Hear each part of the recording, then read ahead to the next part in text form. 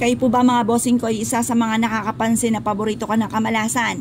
Eto, proven po ito, pampaswerte sa pangkalahatan. Mabisang proteksyon. Kung kayo pa mga bossing ko ay mananaya, mainam na maglagay ka ng kapranggot na asin sa paliguan ng inyong tubig upang sa ganon kapag kayo ay naligo, ma-wash out ang mga kumapit kung kamalasan. Kung kayo pa mga bossing ko ay lagi na lang walang pera, kunin nyo po ang inyo pong wallet at humarap sa may silangan, ipagpag ang inyo pong pitaka at haplusan ng kapranggot na asin at i-wish po ninyo na magkakaroon ako ng napakaraming pera. At kung kayo po mga bossing ko ay isa sa mga mahilig rumakit or may negosyo, mainam na meron kayong ganito. Maglagay ka ng asin sa may gilid na malapit sa inyo pong kaha at ito po ay magtatawag ng swerte. Or maglagay ka ng asin mga bossing sa gilid ng pintuan ng main entrance ng inyong negosyo at magtatawag po ito ng swerte.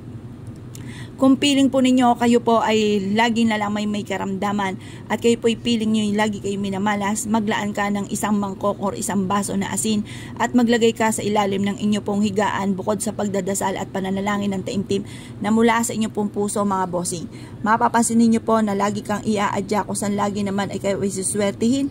Matapos nyo po itong gawin mga bossing, proven po ito na napakaswerte.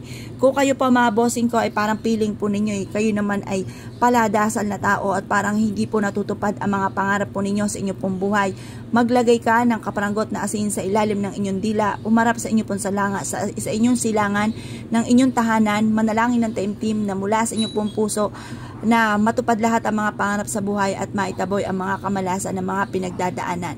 Kung kayo po mga bossing ko ay isa sa mga lagi na lawang sawi sa buhay pag-ibig, mainam na isulat nyo po ang inyong pong tunay na pangalan at ipilido at pangalan ng inyong karelasyon at ipilido at yung tunay na pangalan mga bossing at budbudan ng kapranggot na asin at i-wish nyo po na magsama kayo ng forever at magkaroon kayo ng forever at kailanman na hindi na po kayo mamumblema tungkol sa usapin ng buhay pag-ibig.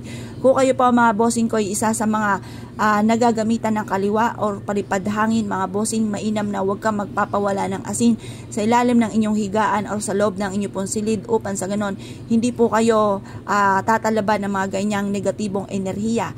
Kung kayo po ay piling po ninyo parang minamalas ang inyong tahanan, mainam na maglagay ka ng bawat isang kutsara sa bawat strainer ng inyo pong sa inyo pong CR or sa inyo pong lababo, maging sa inyo pong kusina mga bossing, upang sa ganon hindi makapasok ang mga negatibong enerhiya sa loob ng inyo pong tahanan. Proven po ito na napakaswerte ang asin mga bossing. Ito po ay marami na nagpatotoo na sila po ay sinuwerte sa pamamagitan ng asin mga bossing. Kaya kung kayo po naniniwala at nais po itong subukan nyo na po ito at huwag na po kayong magpatumpik pa dahil ito po ay marami na nagpatotoo na sila po ay sinuwerte sa pamamagitan po nito. Kaya kung kayo po naniwala at nais po itong gawin, good luck po sa inyo po lahat.